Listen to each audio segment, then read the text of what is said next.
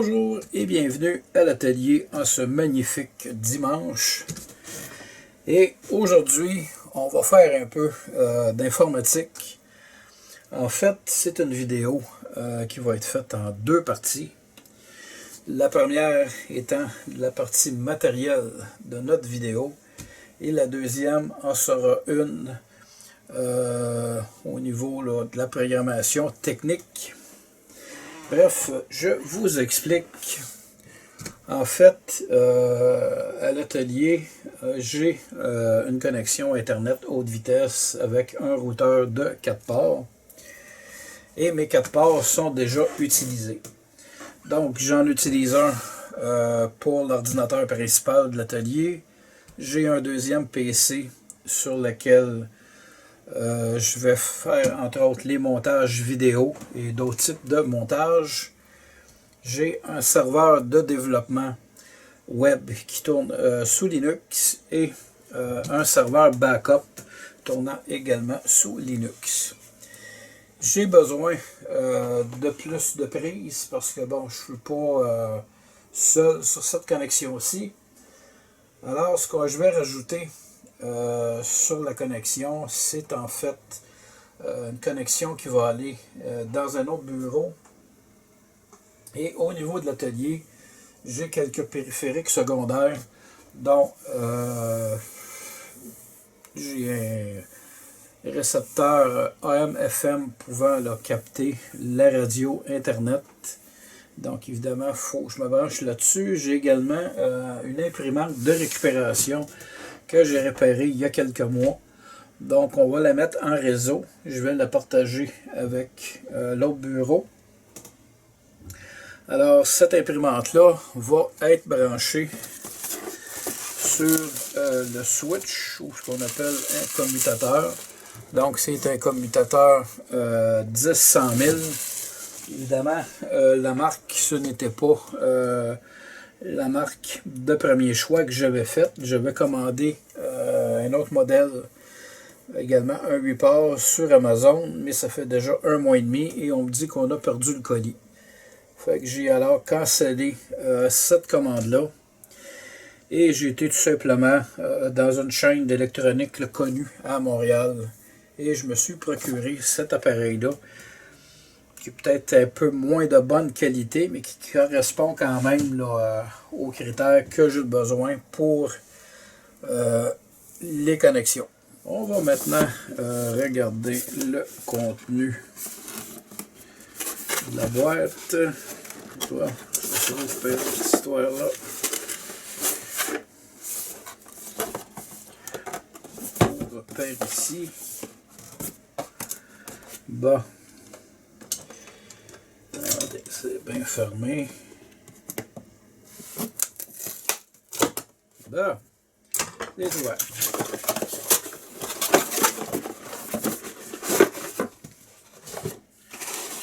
Mon Dieu que c'est pas gros, hein? Pas gros, mais par contre, c'est pesant.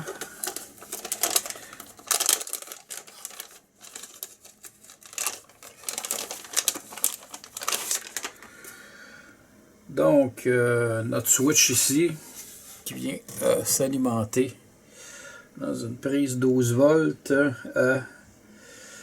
Ici, on a un bloc d'alimentation qui va demander 0,5 A, donc faible consommation.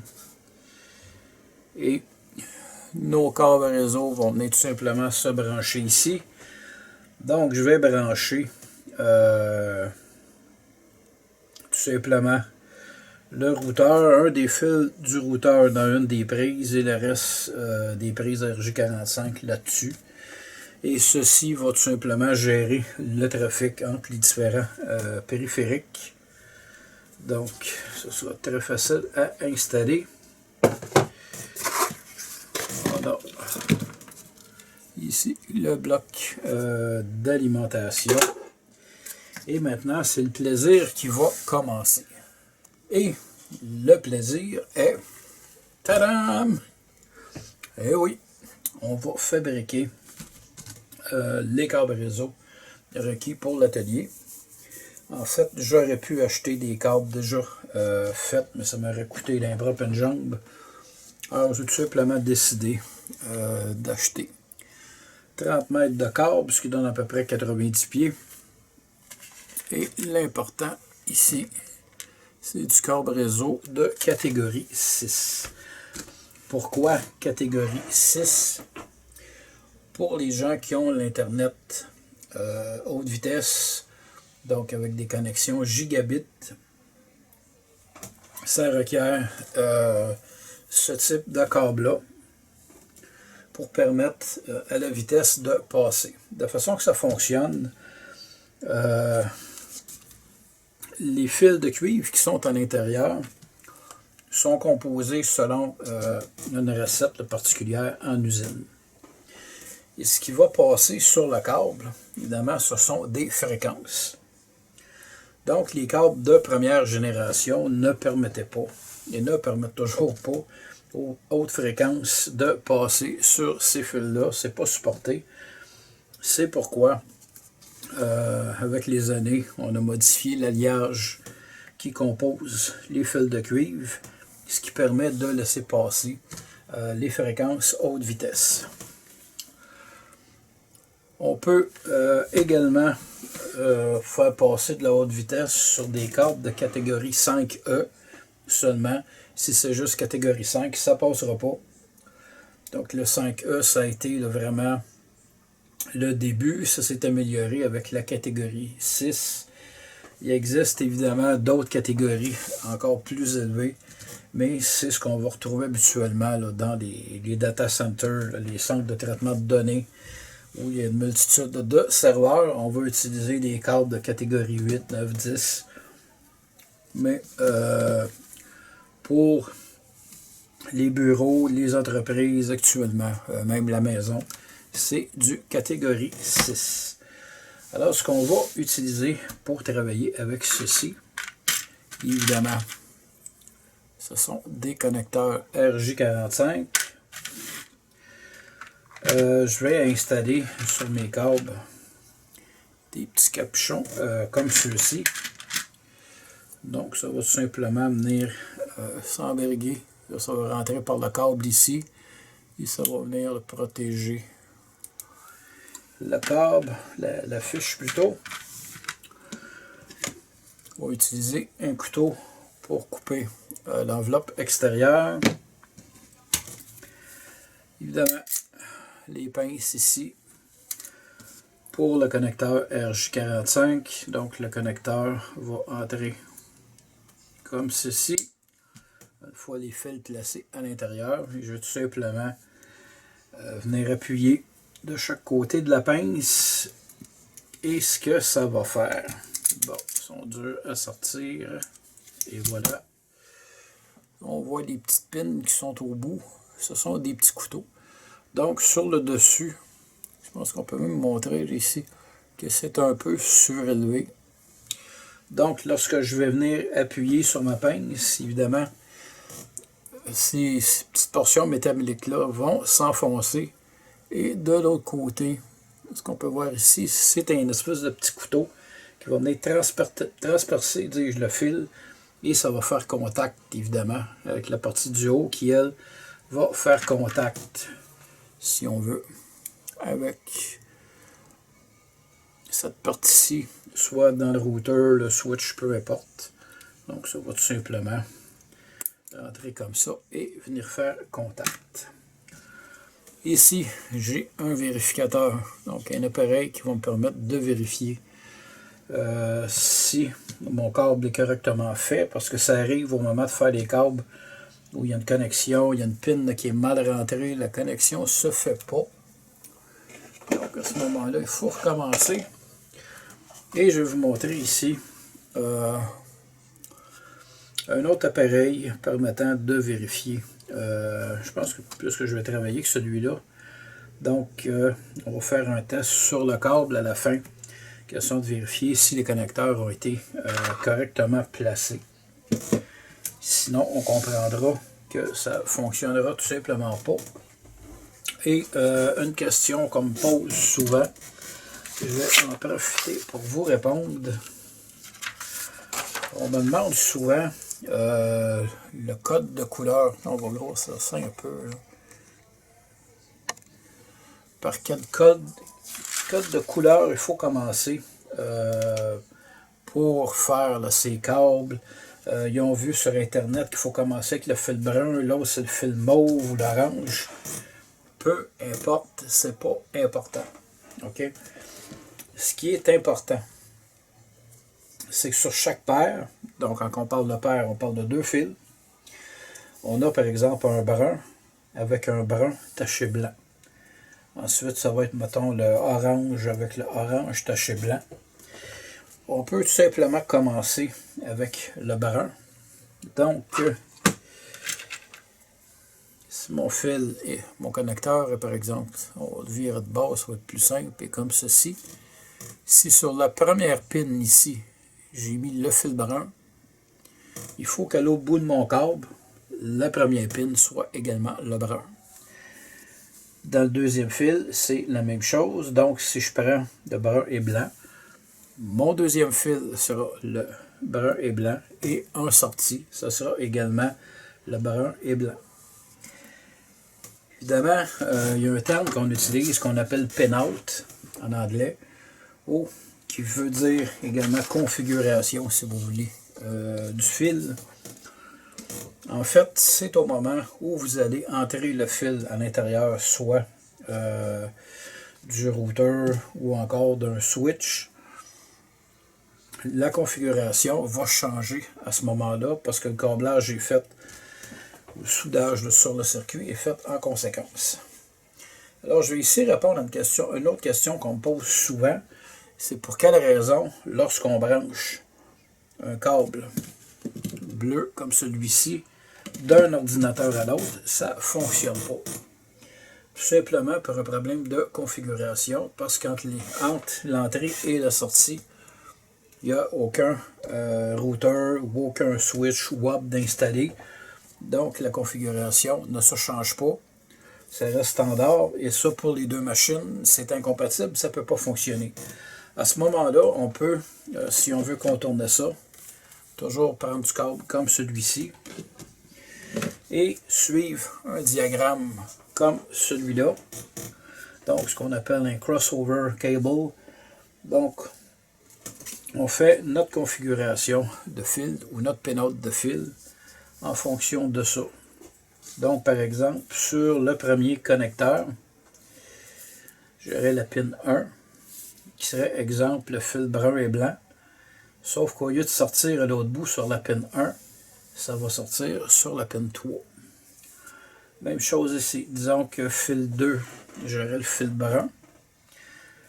Donc, au début de mon câble, ça rentre sur la pin 2 et en sortie, ça s'en va sur la pin 6. Alors là, vous vous dites sûrement, ouais, mais là, comment est-ce que tu fais le pin 1, pin 2, pin 3? Fait que là, dans l'étape suivante, je vais dénuder le câble et je vais vous montrer comment placer les fils pour arriver à une configuration qui va être là, parfaite pour ce type de connecteur-là. Bon, avant de commencer à couper mes longueurs, je me suis coupé juste une petite longueur d'essai. En fait, ça va me permettre d'ajuster mon couteau parce que je m'en suis servi pour autre chose. Donc, un autre type de câble. Et je dois réajuster ici pour être sûr d'enlever seulement l'enveloppe. Donc, je vais aller dans le plus long ici. Bon, again, c'est bien enlevé. Mais je dois vérifier si j'ai des fils en dessous qui sont coupés.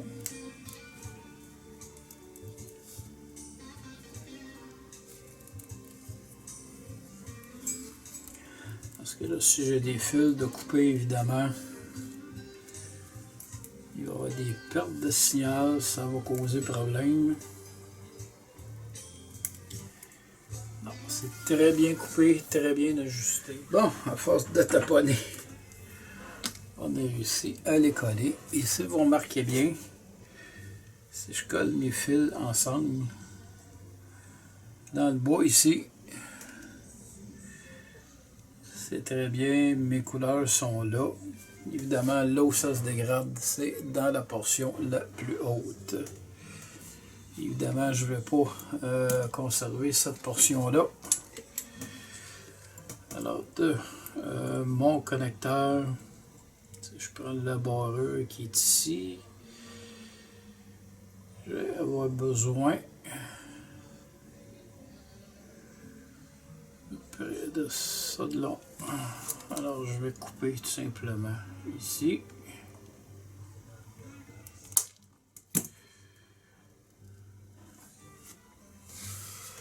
Et maintenant, je vais tout simplement entrer délicatement mes fils à l'intérieur.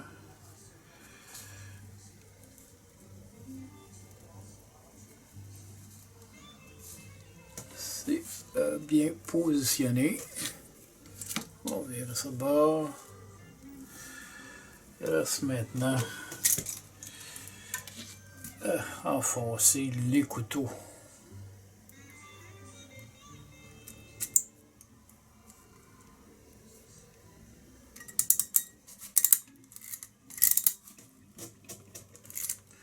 Ça, je vois tout le temps là, de 2 à 3 fois là, pour être certain. Fait qu'on a un côté de fait. Notre câble est maintenant assemblé et je vais utiliser les deux appareils de test pour vérifier si mon câble est correct. Bon, dans le cas du Sperry, tout est correct. On va placer la capote de caoutchouc et l'essayer ensuite.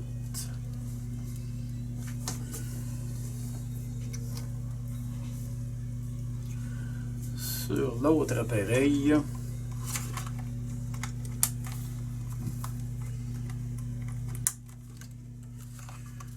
Donc on va placer ça ici. On va mettre ça à la vitesse lente.